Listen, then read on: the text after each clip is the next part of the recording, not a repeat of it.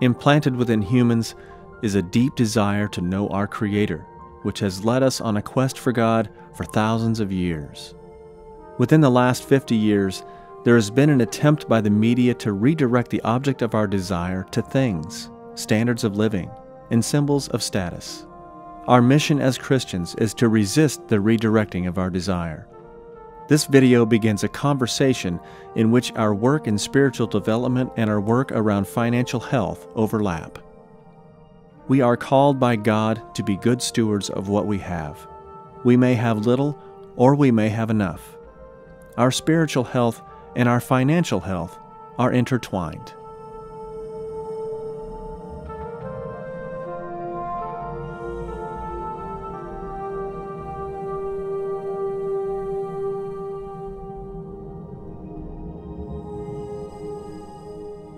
In our churches across the diocese, we're beginning a conversation around budgeting, personal budgeting. We're budgeting in our parishes. That's a function of life, to know what you have and how you're going to spend it, so that you don't overspend, so that you know what your course of action is.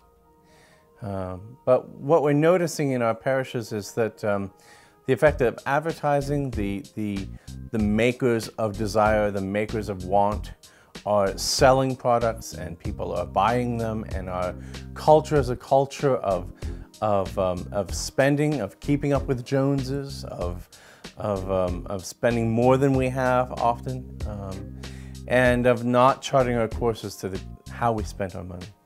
And so we're noticing that clergy are noticing, lay leaders are noticing that how we spend our money and how we live our financial lives is as important to the fullness of life's health as how we eat and how we rest and how we pray and how we live in community and friendship and how we go to church. As I talk to people, as I counsel people, clergy and lay people alike, the thing that keeps coming up is tensions around money, especially affecting relationships with children and parents, relationships between husbands and wives. And I'm wondering, why don't we talk about that in church? Well, because you're not supposed to talk about money. You can talk about stewardship in September briefly to get my pledge, but then stop talking about it very fast. As soon as you get my pledge, don't talk to me about it anymore, because it's very uncomfortable to talk about money. Really? I mean, really? That's how we're gonna sort of separate things out? I would love our diocese to be talking openly about any aspect of our life where we need help to become better human beings, to live more abundant lives. I think in New England and in our culture, we're not accustomed to talking about money. Even in families, we're not comfortable sometimes talking about money. And it absolutely makes sense to me that conversations about finance would be part of our life in the church. Conversations about personal finance. Because if we're healthy spiritually, if we're healthy physically, then why would we not include this other part of our life in what we bring when we go to the church and what we bring of ourselves? I think it's important to have more conversation about it, even overcoming those sort of cultural barriers against talking about our finances.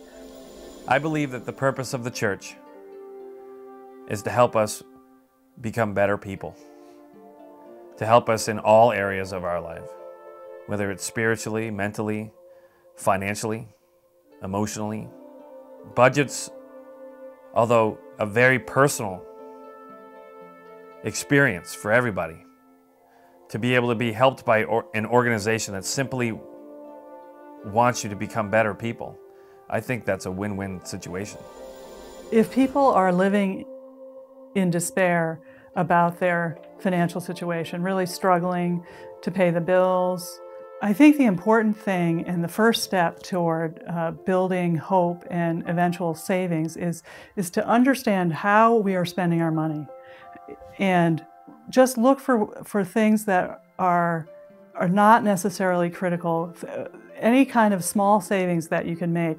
And that's the start, and that really builds for the future. So $5 a week, and then starting there and then growing from that. That knowledge of really how we spend our money, it may surprise you if you do an exercise and really look at those expenditures. I think there will be some surprises. There will be some opportunity to start saving, and it's really exciting when someone starts to save and starts to have the power that comes with taking control. Really, taking control and building instead of feeling like you're losing ground and falling behind.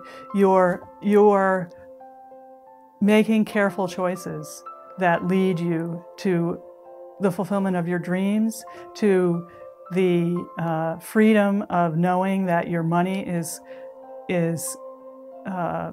being spent in the ways that are most important to you.